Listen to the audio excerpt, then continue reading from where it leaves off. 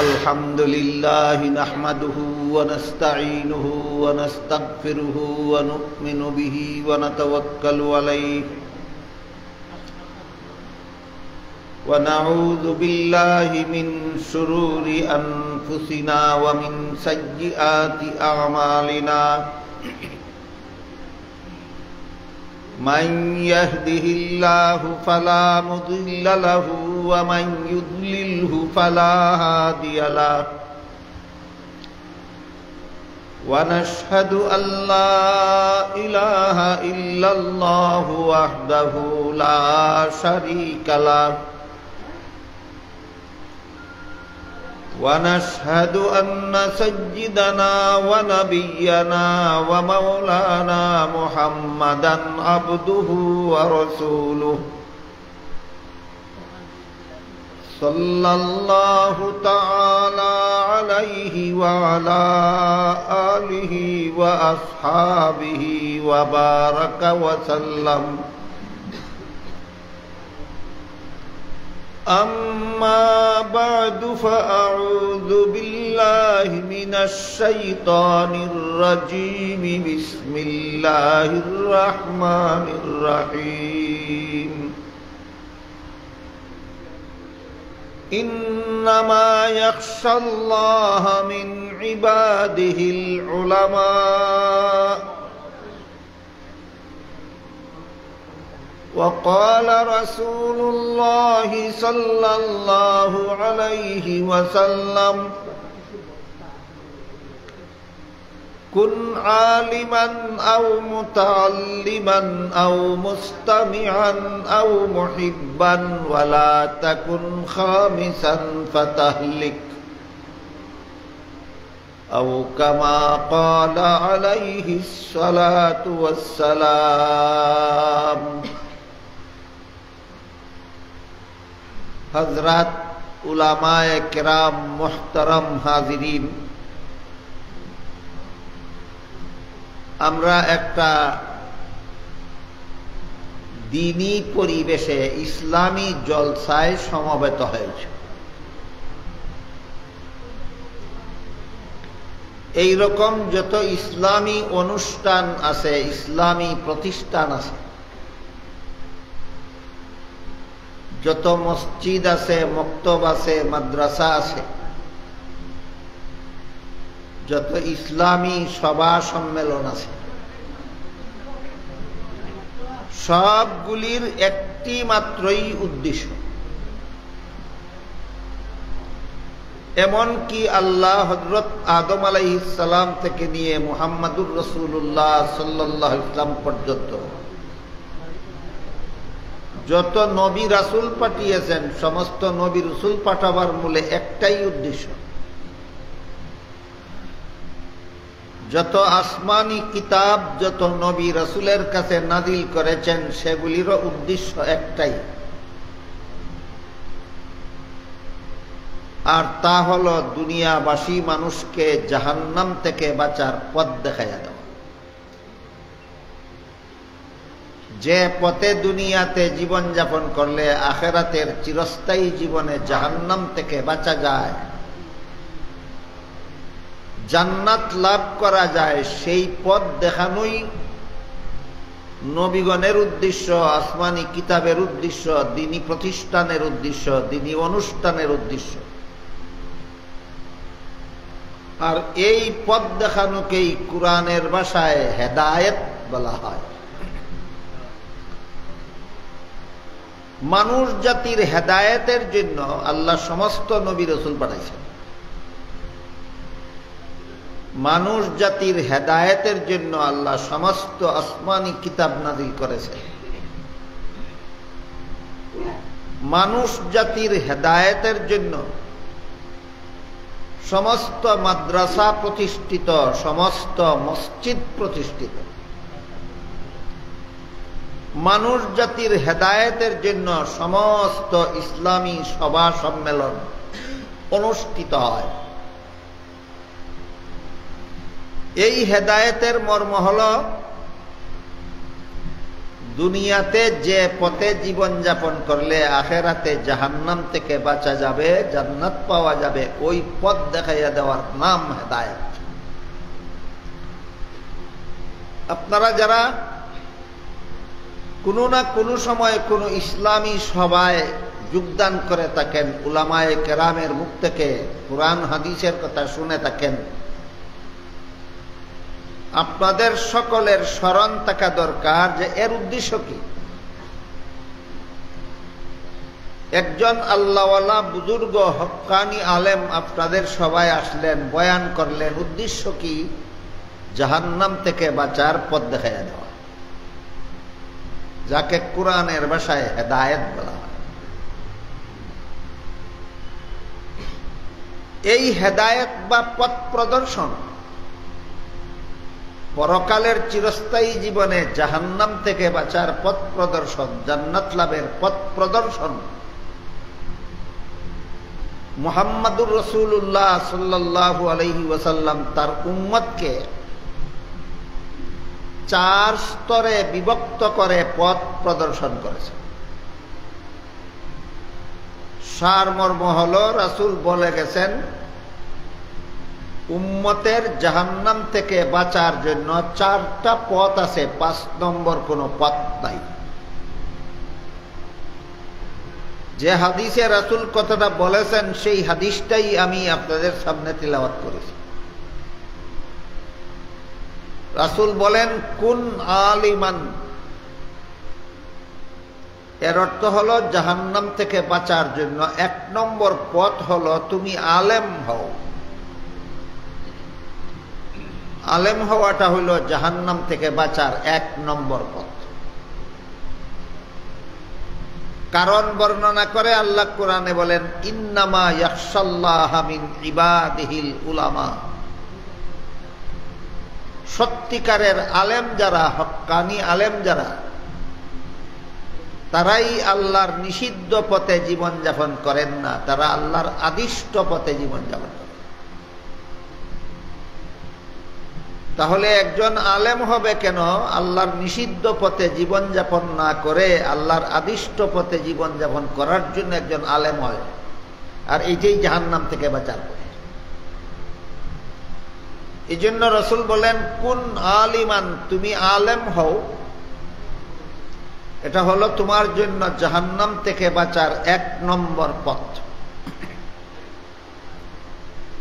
কিন্তু আলেম হওয়ার সুযোগ যাদের হয়নি তাদের রাসূল বলেন, আও মুতাআল্লিমান, তুমি আলেমের ছাত্র হও। এটা তোমার জন্য জাহান্নাম থেকে বাঁচার 2 নম্বর পথ। আলেমের ছাত্র হওয়ার সুযোগও যাদের হয়নি, ধরেন আমাদের সমাজে যারা মাদ্রাসায় পড়ান, শিক্ষক যারা, উস্তাদ যারা, তারা আলেম, আর মাদ্রাসায় যারা পড়ে এরা আলেমের ছাত্র। যারা আলেম তারা জাহান্নাম থেকে বাঁচার 1 নম্বর পথে আছেন, যারা ছাত্র, আলেমের ছাত্র, তারা জাহান্নাম থেকে বাঁচার 2 নম্বর পথে আছে। কিন্তু সমাজের বেশিরভাগ মুসলমান সংসারের বিভিন্ন দায় দায়িত্বে নিয়োজিত থাকার কারণে না আলেম হওয়ার সুযোগ আছে, না ছাত্র হওয়ার সুযোগ আছে। তাদের আলেম হওয়ারও সুযোগ নাই, ছাত্র হওয়ারও সুযোগ নাই। বরং বেশিরভাগ মুসলমান সারা জীবন সংসারের কাজের ঝামেলা নিয়ে ব্যস্ত থাকেন। কেউ কৃষিকাজের ঝামেলায় ব্যস্ত থাকেন, কেউ ব্যবসায়ের ঝামেলায় ব্যস্ত থাকেন, কেউ চাকুরির ঝামেলায় ব্যস্ত থাকেন। এদের জন্য আল্লাহর রাসূল বলেন, তোমরা যারা আলেমও হতে পারোনি, আলেমের ছাত্রও হতে পারো, তোমরা আলেমের কথা মনোযোগে শুনো এবং তাদের কথা মতো জীবনযাপন করো। এটা তোমাদের জন্য জাহান্নাম থেকে বাঁচার 3 নম্বর পথ। যারা আলেমও না, আলেমের ছাত্রও না, তাদের জাহান্নাম থেকে বাঁচার পথ আলেমদের কথা মতো জীবনযাপন করা। এই 3 নম্বর পথে আপনাদেরকে জাহান্নাম থেকে বাঁচাবার জন্যই এই সমস্ত অনুষ্ঠানের আয়োজন হয়। যারা আলেমও না, আলেমের ছাত্রও না, তারা কিভাবে জীবনযাপন করলে পরকালে জাহান্নাম থেকে বাঁচতে পারবেন, তাদেরকে সেই পথ দেখাইয়া দেওয়ার জন্যই এই সমস্ত ইসলামী সভা সমিতির আয়োজন হয়। এটাও আমাদের সকলের মনে রাখা দরকার যে এই সভাগুলি কেন হয়। একদল মানুষকে জাহান্নাম থেকে বাঁচার পথ দেখাবার জন্য, যারা আলেমও না, আলেমের ছাত্রও না। এদেরকে রাসূল বলেছেন, তোমরা আলেমের কথা মনোযোগে শুনো। বলেন তো আমাদের সমাজে আলেমদের কথা মনোযোগে শোনার মতো পরিবেশ কোথায়? একমাত্র ইসলামী সভায়। আলেমের কথা সর্বস্তরের মুসলমানে মনোযোগের সাথে শোনার একমাত্র পরিবেশ হইল ইসলামী সভায়। তাই রাসূল বলেন, তোমরা আলেমদের কথা মনোযোগে শুনো এবং তাদের কথা মতো জীবনযাপন করো। কিন্তু আমাদের সমাজের যে সমস্ত মুসলমানেরা ইসলামী সভায় যোগদান করেন, আলেমের কথা মনোযোগে শুনেন, তাদেরও অধিকাংশের জানা নাই যে আমার জীবনের কোন কোন কাজ আলেমের কথা মতো করতে হবে, জানা নাই। এই জন্য নামাজ পড়েন আলেমের কথা মতো, রোজা রাখেন আলেমের কথা মতো, হজ করেন আলেমদের কথা মতো, কিন্তু বিয়া শাদীর অনুষ্ঠান করেন নিজেদের ইচ্ছা মতো, ব্যবসা বাণিজ্য করেন নিজেদের ইচ্ছা মতো, চাকুরি বাকুরি করেন নিজেদের ইচ্ছা মতো, ছেলে মেয়েদেরকে স্কুল কলেজে লেখাপড়া করান নিজেদের ইচ্ছা মতো। এদের মনের ধারণা হলো যে আমরা ধর্মের কাজগুলি আলেমদের কথা মতো করব, সংসারের কাজগুলি আমাদের ইচ্ছা মতো করব। এটা ভুল। এই জন্য এই পর্যায়ে আমাদের বোঝা দরকার যে রাসূল যে বললেন, তোমরা আলেমের কথা মনোযোগে শোনো এবং তাদের কথা মতো জীবনযাপন করো। আলেমদের কোন কোন কথা মতো আমরা জীবনযাপন করব? মানুষের জীবনে যত কাজ আছে সবগুলিকে প্রথমত 2 ভাগে ভাগ করা যায়। কিছু কাজ আছে ধর্মের কাজ, আর কিছু কাজ আছে সংসারের কাজ। যেমন ওযু করা ধর্মের কাজ, নামাজ পড়া ধর্মের কাজ, রোজা রাখা ধর্মের কাজ, হজ করা ধর্মের কাজ, যাকাত দেওয়া ধর্মের কাজ, কোরআন তেলাওয়াত করা ধর্মের কাজ। ধর্মের কাজগুলি আমরা আলেমদের কথা মতো করব কেন? শুদ্ধ হওয়ার জন্য। ধর্মের কোন কাজ কিভাবে করলে শুদ্ধ হয় আর কিভাবে করলে ভুল হয়, এটা আলেম ছাড়া কেউ জানে না। এই জন্য ধর্মের কাজগুলি যেন শুদ্ধ হয়, এই জন্য আমরা এগুলি আলেমদের কথা মতো করি। আমার কথা বুঝে থাকলে আপনারা বলেন তো, কিভাবে উযু করলে শুদ্ধ হয় আর কিভাবে উযু করলে ভুল হয় জানে কে? তাহলে আমার উযু করতে হবে কার কথা মতো? কেন? শুদ্ধ হওয়ার জন্য। কিভাবে নামাজ পড়লে শুদ্ধ হয়, কিভাবে নামাজ পড়লে ভুল হয়, একমাত্র আলেম ছাড়া কেউ জানে না। এই জন্য আমি যদি চাই আমার নামাজটা শুদ্ধ হোক, তাহলে নামাজটা আলেমদের কথা মতো পড়তে হবে, নাহলে ভুল হতে বাধ্য। কেউ যদি নিজের ইচ্ছা মতো কোরআন তেলাওয়াত করে, তার তেলাওয়াত ভুল হতে বাধ্য। কিভাবে কোরআন তেলাওয়াত করলে শুদ্ধ হয় আর কিভাবে তেলাওয়াত করলে ভুল হয়, এটা আলেম ছাড়া কেউ জানে না। কাজে আমার কোরআন তেলাওয়াত করতে হবে নিজেদের ইচ্ছা মতো না আলেমদের কথা মতো? কেন? শুদ্ধ হওয়ার জন্য। কেন? শুদ্ধ হওয়ার। আর এক প্রকার কাজ আছে মানুষের জীবনে, এগুলি ধর্মের কাজ নয়, এগুলি সংসারের কাজ। যেমন খাওয়া দাওয়া করা সংসারের কাজ, ঘুমানি সংসারের কাজ, পেশাব পায়খানা করা সংসারের কাজ। এই কাজগুলিও আলেমদের কথা মতো করতে হবে, জাহান্নাম থেকে বাঁচতে হইবে। সংসারের কাজগুলি আলেমদের কথা মতো করব, শুদ্ধ হওয়ার জন্য নয়। সংসারের কাজগুলি আলেমদের কথা মতো করতে হবে হালাল হওয়ার জন্য। সংসারের কাজগুলি একভাবে করলে হালাল হয়, আর একভাবে করলে হারাম হয়। বুঝে থাকলে বলেন তো, সংসারের কোন কাজ কিভাবে করলে হালাল হয় আর কিভাবে করলে হারাম হয় জানে কে? তাহলে আমার সংসারের কাজটা যদি হালাল হওয়া চাই, তাহলে কার কথা মতো করতে হবে? আলেমদের। কেন? আমার সংসারের কাজটা যেন হালাল হয়। যেমন রাত্রে ঘুমানি একটা সংসারের কাজ। বিভিন্ন হাদিসে উল্লেখ আছে, আল্লাহর রাসূল সাল্লাল্লাহু আলাইহি ওয়াসাল্লাম এশার নামাজ পড়ার আগে ঘুমাতে নিষেধ করেছেন। এশার নামাজ পড়ার আগে ঘুমাইতে নিষেধ করেছেন। অগত্যা কেউ যদি বিশেষ কোনো দরকারে এশার আগে ঘুমায়, তাহলে নামাজের সময় তাকে জাগাবার জন্য কোনো দায়িত্বশীল নিযুক্ত করে ঘুমাবে, যেন ঘুমের ভিতর দিয়ে তোমার এশার নামাজটা কাজা হইয়া না যায়। এখন যদি কেউ রাসূলের হাদিস মানে না, আলেমদের কথা শুনে না, এশার নামাজ না পড়েই ঘুমাইয়া যায়, আবার ফজরের সময়ও ঘুম থেকে জাগে না, ফজরের নামাজের টাইম পার হইয়া যায়, তারা ঘুমেই থাকে। আমার কথা বুঝে থাকলে বলুন, আমাদের সমাজে এমন মুসলমান আছে কিনা যারা এশার নামাজ পড়ার আগে ঘুমায় আর ফজরের পরে ঘুম থেকে জাগে? আছে। যে ঘুম আমাকে এশার নামাজ পড়তে দেয় না, যে ঘুম আমাকে ফজরের নামাজ পড়তে দেয় না, এই ঘুম হালাল নয়, হারাম।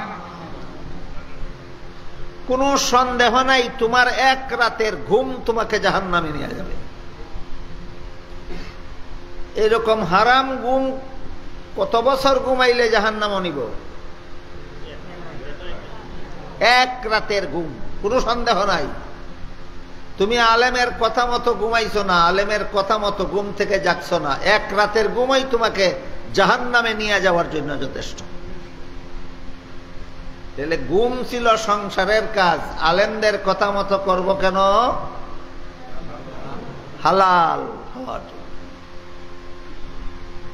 পেশাব পায়খানা করা সংসারের কাজ, কিন্তু হাদিস শরীফে রাসূল করিম সাল্লাল্লাহু আলাইহি ওয়াসাল্লাম বলেন, ইযা আতাইতুমুল গায়িতা ফালা তাস্তাকবিলুল কিবলাতা ওয়ালা তাস্তাদবিরুহা। সাবধান আমার উম্মত মুসলমানেরা, কিবলা সামনে নিয়া অথবা কিবলাকে পিছন দিয়া কখনো পেশাব পায়খানা করবা না। কিবলাকে ডানে রেখে অথবা কিবলাকে বায়ে রেখে পেশাব পায়খানা করবে। কেউ যদি নিয়মটা মানে না, পশ্চিম দিকেই পেশাব করে, পশ্চিম দিকেই পায়খানা করে, তার জাহান্নামে যাওয়ার জন্য আর কোনো বদ আমল লাগবে না। একটা পেশাবই তারে জাহান্নামে নিয়ে যাবে, একটা পায়খানাই তাকে জাহান্নামে নিয়ে যাবে। পেশাব করা সংসারের কাজ ছিল, পায়খানা করা সংসারের কাজ ছিল। আলেমদের কথা মতো না করে নিজের ইচ্ছা মতো করার কারণে আমার পেশাব পায়খানা আমাকে কোথায় নিবে? কেন? হালাল হওয়ার কারণে না হারাম হওয়ার কারণে? হারাম। ঠিক তেমনি ভাবে স্কুল কলেজে পড়াও সংসারের কাজ। স্কুল কলেজের পড়া সংসারের কাজ। মাদ্রাসার পড়া ধর্মের কাজ, এটাও মনে রাখা দরকার। মাদ্রাসার পড়া হইল ধর্মের কাজ, আর স্কুল কলেজের পড়া হইল সংসারের কাজ। আপনি যদি মনে করেন স্কুলে পড়া সংসারের কাজ, কলেজে পড়া সংসারের কাজ। আমার ছেলেকে, আমার মেয়েকে আমার ইচ্ছা মতো স্কুলে পড়াবো, কলেজে পড়াবো। নামাজ পড়ি সময় আলেমদের কথা মতো নামাজ পড়বো। ওযু করার সময় আলেমদের কথা মতো ওযু করব। রোজা রাখার সময় আলেমদের কথা মতো রোজা রাখবো। হজ করার সময় আলেমদের কথা মতো হজ করব। যাকাত দেওয়ার সময় আলেমদের কথা মতো যাকাত দেব। আর আমার ছেলে মেয়েকে স্কুল কলেজে পড়াবার সময় আমার ইচ্ছা মতো পড়াবো। এরকম মুসলমানই তো বর্তমান সমাজে বেশি। কোনো সন্দেহ নাই তোমার ছেলের স্কুলের পড়া তোমাকে এবং তোমার ছেলেকে জাহান্নামে নিয়ে যাবে। কোনো সন্দেহ নাই তোমার মেয়ের স্কুলের পড়া, কলেজের পড়া তোমার মেয়েরও জাহান্নামে নিয়ে যাইব, ওই মেয়ের বাপরেও জাহান্নামে নিয়ে দেব। কারণ সে মন গড়া মতো স্কুলে পড়াইছে, মন গড়া মতো কলেজে পড়াইছে, আলেমদের কথা মতো নয়। তাহলে স্কুলের লেখাপড়ার মধ্যেও হালাল হারাম আছে, না কি বলেন আপনারা? আপনাদের মনে প্রশ্ন যাক, স্কুলের পড়া, কলেজের পড়া, ভার্সিটির পড়া হারাম হবে দূরের কথা, গুনাহ হবে দূরের কথা, বরং সওয়াব হয় দুই শর্তে স্কুল কলেজে পড়লে। বিনা শর্তে স্কুল কলেজে পড়লে সওয়াব হয় না, দুই শর্তে। দুই শর্তে। এক নম্বর শর্ত হইল তুমি মুসলমানের সন্তান, তুমি মুসলমানের ছেলে, তুমি মুসলমানের মেয়ে, স্কুলে পড়ো কিন্তু মুসলমানি বজায় রেখে পড়ো। স্কুলে পড়ানো লাগবে মুসলমানি বিসর্জন দিয়া, না মুসলমানি ঠিক রাখিয়া? মুসলমানি ঠিক রেখে স্কুলে পড়ো, তোমার স্কুলের পড়া সবের কাজ। মুসলমানি ঠিক রাখিয়া কলেজে পড়ো, তোমার কলেজের পড়া সবের কাজ। মুসলমানি ঠিক থাকবো কলেমা কালাম না শিখলে, উযু গোসল না শিখলে, নামাজ বন্দেগী না শিখলে। এখন যে স্কুলে মুসলমান ছাত্র ছাত্রীদেরকে কলেমা কালাম শিক্ষা দেওয়ার ব্যবস্থা নাই, উযু গোসল শিক্ষা দেওয়ার ব্যবস্থা নাই, নামাজ শিক্ষা দেওয়ার ব্যবস্থা নাই, এটা হালাল শিক্ষা ব্যবস্থা নয়, এটা হারাম শিক্ষা ব্যবস্থা। এই হারাম শিক্ষা ব্যবস্থার আমূল পরিবর্তন করা দরকার। বাংলাদেশের মনে হয় 17 কোটি মুসলমান, কিছু কম বেশি হতে পারে। বাংলাদেশের 17 কোটি মুসলমান যাদের ছেলেকে, যাদের মেয়েকে স্কুলে পড়ান, কলেজে পড়ান, যদি চান যে আমার ছেলে স্কুলে পড়াও যেন জাহান্নামে না যায়, যদি চান যে আমার মেয়ে কলেজে পড়াও যেন জাহান্নামে না যায়, তাইলে 17 কোটি মুসলমান একসাথে সরকারকে বাধ্য করতে হবে প্রাইমারি স্কুলের মুসলমান ছাত্র ছাত্রীদেরকে উযু গোসল, কলেমা কালাম, নামাজ রোজা শিক্ষা দেওয়ার জন্য 1 ঘন্টা রাখো। যতদিন পর্যন্ত বাংলাদেশ সরকার প্রাইমারি স্কুলের 7টা ঘন্টার মধ্যে 1টা ঘন্টাও মুসলমান ছেলে মেয়েদেরকে, মুসলমান ছাত্র ছাত্রীদেরকে উযু গোসল শিক্ষা দেওয়ার ঘন্টা রাখবে না, নামাজ কালাম শিক্ষা দেওয়ার ব্যবস্থা রাখবে না, ততদিন পর্যন্ত সরকারের বিরুদ্ধে 17 কোটি মুসলমানের আন্দোলন বন্ধ হবে না। সরকার যদি আপনাদের আন্দোলন ঠিক থাকে, তাহলে সরকার বাধ্য হবে প্রাইমারি স্কুলের 5 ঘন্টা, 6 ঘন্টা, 7 ঘন্টা, এর মধ্যে 1টা ঘন্টা উযু গোসল, নামাজ বন্দেগী শিক্ষা দেওয়ার ব্যবস্থা করবে। তখন আপনার ছেলে স্কুলে পড়াও জাহান্নামী হবে না, কলেজে পড়াও জাহান্নামী হবে না। গেল এক শর্ত, স্কুলে পড়া সওয়াবের কাজ, কলেজে পড়া সওয়াবের কাজ। বিনা শর্তে না 2 শর্তে? 1 নম্বর, মুসলমানি বিসর্জন দিয়া স্কুলে পড়ো, বজায় রাখিয়া? মুসলমানি বজায় রাখে স্কুলে করবো, কলেমা কালাম উযু গোসল শিখার ব্যবস্থা থাকলে না থাকলে, তাহলে যে স্কুলে এইগুলি শিখার ব্যবস্থা নাই, যে হালাল শিক্ষা ব্যবস্থা না হারাম শিক্ষা ব্যবস্থা। গেল 1 নম্বর শর্ত। 2 নম্বর শর্ত হলো আপনি মুসলমানের সন্তান, স্কুলে কেন পড়েন উদ্দেশ্য ঠিক করতে হবে। আপনার মেয়ে মুসলমানের বাচ্চা কলেজে কেন পড়ে উদ্দেশ্য ঠিক করতে হবে। উদ্দেশ্যহীন শিক্ষা আর পাগলের পথ চলা সমান। পাগলে যেমন ফত সারা দিনই আটে, কই যাইতো জানে না, না জানে। পাগলে যে সারাদিন ফত আটে, কই যাইতো জানে না, আটে সারাদিন, ওই কই যাইতো জানে না। ঠিক তেমনি ভাবে একদল মুসলমানের সন্তান সারা জীবন লেখাপড়া করে, কি উদ্দেশ্য জানে না। এই উদ্দেশ্যহীন লেখাপড়া সওয়াবের কাজ নয়। আপনি মুসলমানের ছেলে, আপনি মুসলমানের মেয়ে, স্কুলে কেন পড়েন, কলেজে কেন পড়েন, আপনার একটা সৎ উদ্দেশ্য ঠিক করে নিতে হবে। সেই উদ্দেশ্যটা যদি হয় যে আমি স্কুল কলেজে লেখাপড়া করলে সরকারি সার্টিফিকেট পাইলে সরকারি চাকুরি পাবো, তাহলে সরকারি বেতন আমি জীবনভর ভোগ করতে পারব, এই উদ্দেশ্যেই বর্তমান সমাজের বেশিরভাগ মুসলমান ছেলে মেয়ে স্কুলে পড়ে। এই উদ্দেশ্যে যারা স্কুলে পড়ে যে আমি সরকারি চাকুরি পাবো, জীবনভর সরকারি বেতন ভোগ করতে পারবো, তাহলে এই পড়ার উদ্দেশ্যটা হবে জনসেবা না পেটের সেবা। পেটের সেবায় পড়ো, তোমার কিসের সওয়াব। আর যদি কোনো মুসলমানের সন্তান মেডিকেল কলেজে লেখাপড়া করে, এটা কথার কথা, যে আমি বড় একজন ডাক্তার হব, ডাক্তার হয়ে আমি রুগীদের চিকিৎসা করব, আমার চিকিৎসায় রুগীরা সুস্থ হইয়া সুস্থ জীবন যাপন করবে, পেটের সেবা হইল না জনসেবা হইল।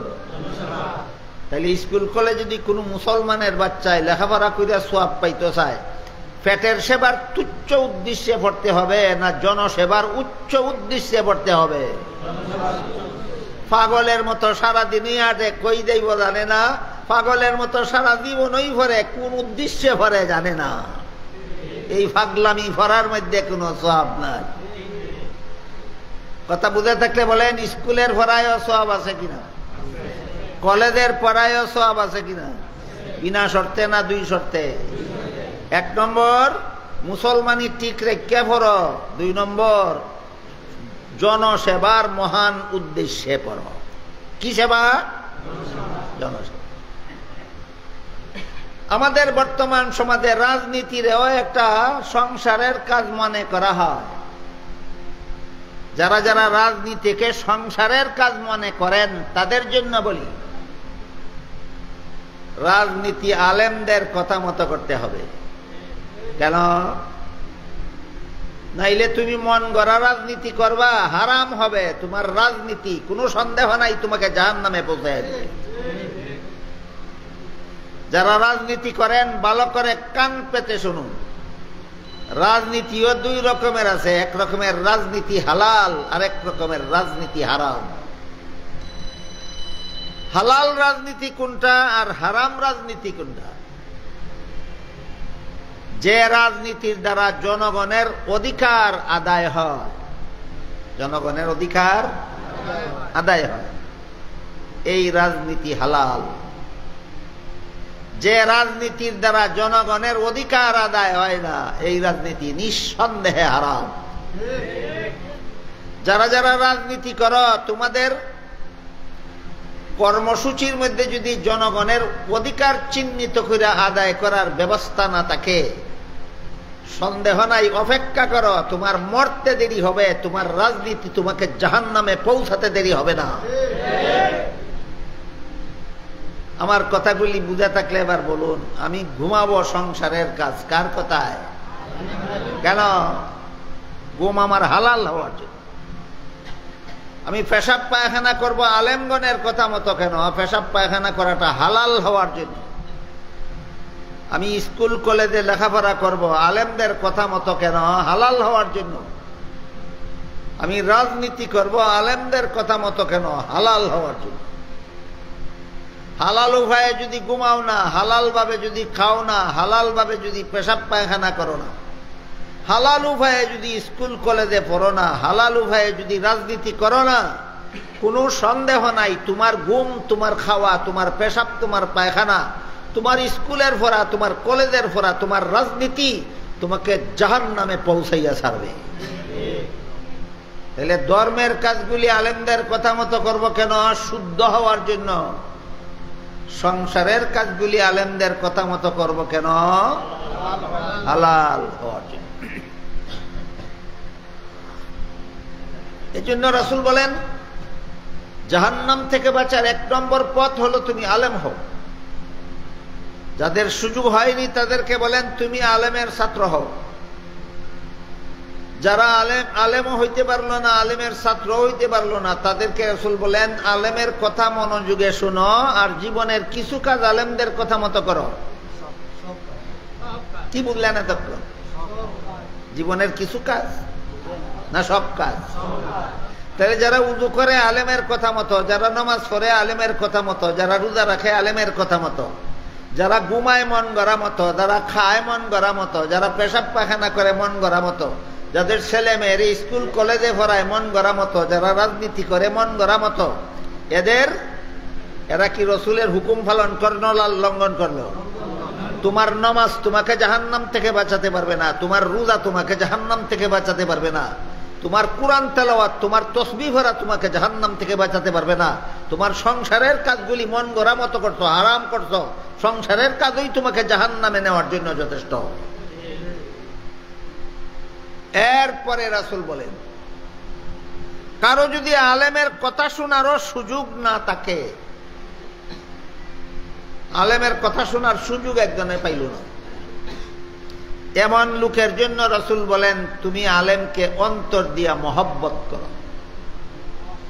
আলেমকে মহব্বত করাটাই হবে তোমার জাহান্নাম থেকে বাঁচার ব্যবস্থা। আলেমকে মহব্বত করাটাই হবে জাহান্নাম থেকে বাঁচার ব্যবস্থা। বিষয়টা অনেক লম্বা, আমি এই 2-4 মিনিটে আপনাদেরকে বলে শেষ করতে পারবো না। শুধু একটা উদাহরণ দিয়ে শেষ করি। এক হাদিসে রাসূল করিম সাল্লাল্লাহু আলাইহি ওয়াসাল্লাম বলেন যখন সারা দুনিয়ার সমস্ত মানুষ জীবনের সকল কাজের হিসাব দেওয়ার জন্য হাসরের মাঠে দাঁড়াবে, তখন আল্লাহ আলেমদেরকে বলবেন আলেমরা তোমরা জান্নাতে যাও। আলেমরা যখন আল্লাহর হুকুমে জান্নাতে রওনা হইবেন, একদল গুনাহগার মুসলমান তাদের জান্নাতে যাওয়ার পথের পাশে দাঁড়িয়ে থাকবে। এক একজন গুনাহগার মুসলমান এক একজন আলেমকে পিছন থেকে ডাকবে আর বলবে হুজুর আমার একটা দুঃখের কথা শুনে যান, আমার গুনার কারণে আল্লাহ আমাকে জাহান্নামে যাওয়ার হুকুম দিয়া দিছেন, কিন্তু আমি দুনিয়াতে আপনাকে মহব্বত করতাম। মহব্বত যে করত তার প্রমাণ দিতে গিয়া কেউ বলবে আমি আপনাকে 1 গ্লাস পানি পান করাইছিলাম। বলেন তো একজন সাধারণ মুসলমান একজন আলেমকে 1 গ্লাস পানি পান করায় দুশ্মনীর কারণে না মহব্বতের কারণে? তাহলে আলেমকে মহব্বত করতে কি লাখ লাখ টাকা লাগে না একটা অন্তর লাগে? এই কথাটাও এই সমাজের অনেক মুসলমানে বুঝে না, যে কারণে অনেক দুষ্ট আলেম, এরা হক্কানি আলেম না, দুষ্ট আলেম মুসলমানরা গোল দেয়। আমি তোমরা সবাই তাইলাম যদি আমার প্রতি মহব্বত রাখো তাইলে আমার 1 লাখ টাকা দাও। কয়নি 1 ঘন্টা বয়ান করবো 1 লাখ টাকা দাও। এরা আপনাদেরকে জাহান্নাম থেকে বাঁচাবার দরদে ওয়াজ করে না, এরা পকেট গরম করার জন্য ওয়াজ করে। এরা হক্কানি আলেম নয়, এরা দুনিয়াদার আলেম। হক্কানি আলেম না দুনিয়াদার আলেম? দুনিয়াদার আলেম। দুনিয়াদার আলেমকে আল্লাহ হাসরের মাঠে জান্নাতে যাওয়ার কথা বলবেন না, বলবেন জাহান্নামে যাও। তো হক্কানি আলেম, দিনদার আলেম, এদেরকে গুনাহগার মুসলমান জান্নাতে যাওয়ার পথে কেউ বলবে আপনারা 1 গ্লাস পানি পান করাইছিলাম, কেউ বলবে আপনারা 1 বদনা উজুর পানির ব্যবস্থা করে দিয়েছিলাম, কিন্তু আজকে আমার গুনার কারণে আল্লাহ হুকুম দিয়েছেন জাহান্নামে যাওয়ার জন্য।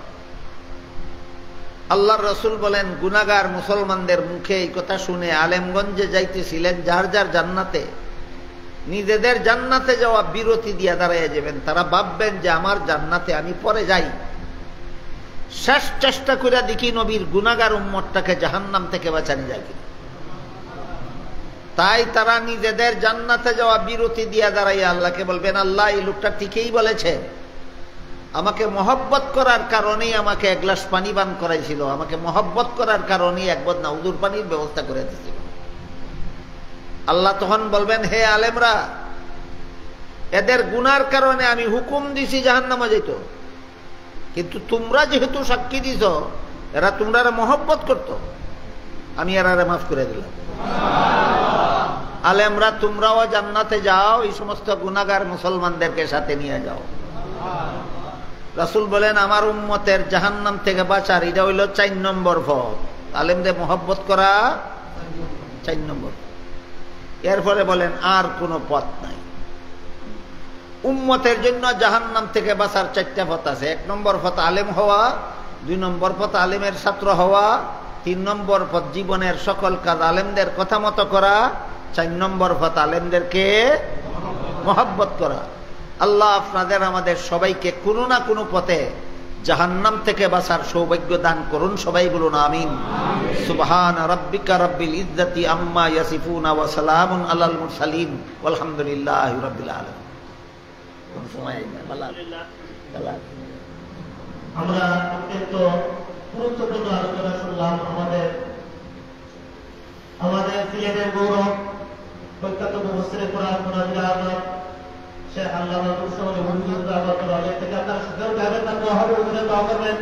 আমাদের এই সিজনটা হচ্ছে দোয়ার সিজন, আমাদের এলাকার ফসলের জন্য দোয়া হয়।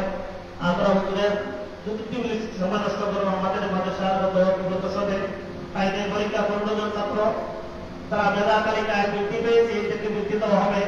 এবং এই আজকের অনুষ্ঠানের জন্য লন্ডন প্রবাসী ভাই আবু বকর 20 টাকা এবং অনুষ্ঠানে 20,000 টাকা দিয়েছেন, মৌলানা নোমান আহমদ 8,000 টাকা দিয়েছেন। আমার অত্র এলাকার মুরব্বিয়ানে কেরাম সামনা করেছেন। ইনশাআল্লাহ আজকে হুজুর সবার জন্য দোয়া করবেন। আমাদের শেখ মৌলানা গফরুদ্দিন সাহেব, মাশাআল্লাহ মুফতি সাহেব, উনি দোয়া চেয়েছেন। যে বিল্ডিং আজকে আপনারা আলোচনা শুনতেছেন, 2 বছর আগে হুজুর এই বিল্ডিং এর বৃদ্ধি দিয়েছিলেন। আমরা 20 টাকা করে আজকে তারাও কমপ্লিটের মতো প্রায় 80 লক্ষ টাকার মতো দিয়ে তারা খরচ হয়েছে। একজন মহিলা গাছ দিয়ে তারা টাইসের কাজ শুরু করেছে। আপনারা সবাই মাশাআল্লাহ দোয়া করবেন আন্তরিকভাবে। এই পর্যন্ত প্রায় 70 লক্ষ টাকার মতো খরচ হয়েছে।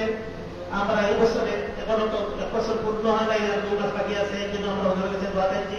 মেধা তালিকায় বাকুল মাদারিস আরবিয়ায় তিনি বৃদ্ধি পেয়েছেন হাফিজ আমদার, এবং নিজামুল মাদারিসে তিনি বৃদ্ধি পেয়েছেন হাফিজ হামদাল্লাহ সহ সবাই সামনে আসার জন্য অনুরোধ করছি। এখানে উপস্থিত আছেন আমাদের ছাত্রদের প্রতিষ্ঠাতা মেয়র জনাব আলহাজ আব্দুল আজিজ মঞ্জুর সাহেব, হাদি মুক্তিমা সাহেব সহ পুলিশ বাহিনী, সেনাবাহিনী সহ আমাদের ছাত্রদের মুরব্বিয়ান উলামায়ে কেরাম এবং আমাদের যারা মহব্বত করে সবাই এসেছেন। আমি সবাইকে মাশাআল্লাহ পক্ষ থেকে মোবারক জানাচ্ছি।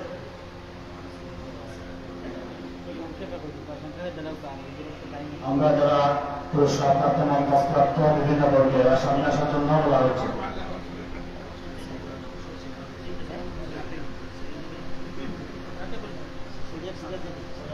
এর মধ্যে আমরা প্রখ্যাত মাদ্রাসা আরবিয়া বাংলাদেশ, নেজারুল মাদারিস সুনামগঞ্জ, এই সমস্ত বোর্ডে যারা মেধা তালিকা স্থান করেছে তাদেরকে বোর্ডের পক্ষ থেকে তাদের পুরস্কার আমাদের আপনার এসে পৌঁছেছে। ইনশাআল্লাহ হুজুরের মাধ্যমে আপনাদের পুরস্কার দেওয়া হবে। আমরা সকলকে সামনে আমার এই টাইম নাই, আপনারা পুরস্কার পাবেন।